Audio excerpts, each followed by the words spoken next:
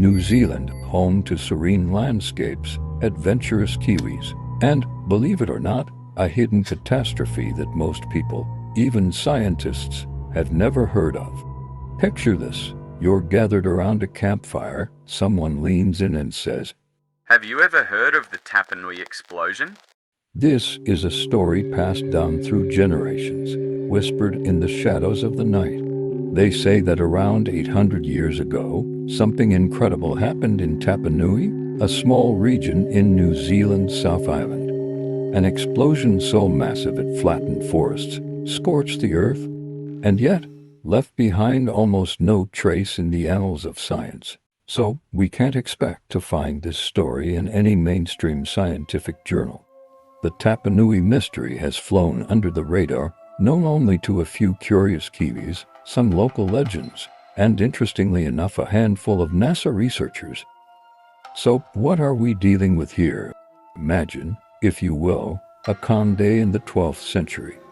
Maori communities are going about their lives when suddenly the sky lights up and the earth shakes. A colossal explosion rips through the land, flattening forests and sending shockwaves that were reportedly seen as far away as Mongolia. Genghis Khan himself might have witnessed the aftermath of this event, possibly thinking it was a sign from the gods. But why isn't this event as famous as the Tunguska explosion in Russia?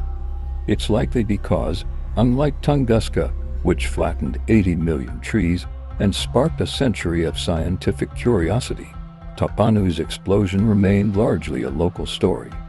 The Maori, the indigenous people of New Zealand, passed down tales of the fires of Tamatea, describing a fiery explosion that devastated their land. These stories, rich in detail, were woven into the fabric of their oral traditions. Fast forward to modern times, and you'll find that most scientists are blissfully unaware of Tapanui. Those who do know about it tend to dismiss it as a landslip or some other mundane event, but for the few who've dared to dig deeper, like Dr. Jan Pijak, a treasure trove of evidence suggests that something extraordinary happened here, something worth telling the world about. Let's start with the basics, the crater. If you were to take a hike through the Tapanui area, you might stumble upon a rather impressive hole in the ground, roughly 1,000 meters across, and it's been there for as long as anyone can remember. Now, orthodox scientists might tell you that this is just a big landslip, but take one look at it, and you'll start to wonder. It's oddly round, and it doesn't quite fit the profile of a landslip. But that's just for starters. Scattered around the area are the remains of ancient trees. Massive totara trees, to be precise. These trees didn't just fall over. They were blasted out of the ground by some powerful force, their trunks all pointing toward the crater like they were part of some giant compass. And here's the kicker. Carbon dating shows that these trees all died around the same time, circa 1178 AD. That's not just a coincidence. That's evidence of something big. And then there are the eyewitness accounts, or rather, the historical records that seem to corroborate the event. Monks in England recorded seeing strange flashes in the sky, while halfway across the world, Genghis Khan reportedly saw similar signs. Could it be that the Tapanui explosion was so massive that its effects were seen from opposite sides of the world? It's a tantalizing thought. Let's not forget the local Maori legends, which speak of the fires of Tamatea. According to these myths, a great fire erupted in the sky, followed by a thunderous noise that shook the earth. The fires raged for days, decimating the land and leaving a lasting scar on the landscape. These stories have been passed down for generations, and while they're often dismissed as mere folklore, they might just hold the key to understanding what really happened in Tapanui. And then there are the material remains. Among the most intriguing are the so-called China stones, which are not your typical rocks. These are lumps of soil and rock that were blasted out of the ground, melted by the intense heat of the explosion, and then shaped by their high-speed flight through the air. Some of these stones even contain the imprints of leaves and grass, much like the famous imprints found in the volcanic ash of Pompeii. It's as if the explosion was so hot and so sudden that it captured a snapshot of the landscape at that moment. And if you're looking for something even more outlandish, there's talk of melted spaceship debris and gold nuggets scattered across the ground, synthesized by the immense energy of the blast. Whether you believe in ancient alien theories or not, you've got to admit it's intriguing. So, what really happened in Tapanui all those centuries ago? Was it a meteorite impact? Or something even stranger? Over the next 9 episodes, we'll dive deeper into this mystery, exploring each piece of evidence, each legend, and each theory that has been put forward. By the end, you might just find yourself looking at New Zealand and the world in a whole new way.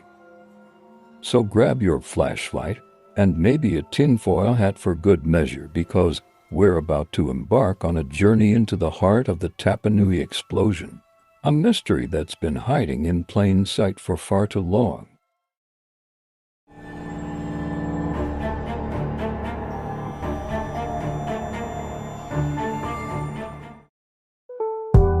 Don't forget to like, share, subscribe, and comment. It really helps us out. Until next time, stay awesome.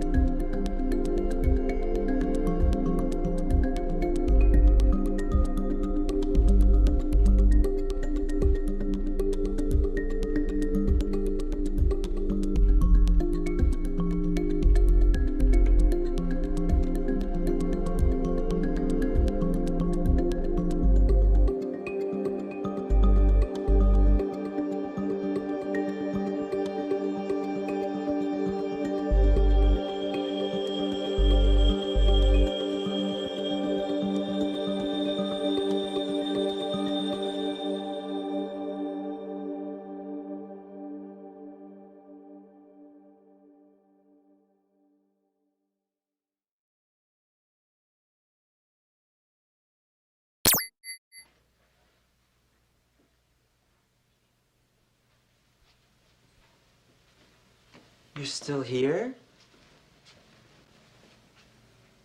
It's over. Go home. Go. Check out the next one if you're still hungry for some weirdness.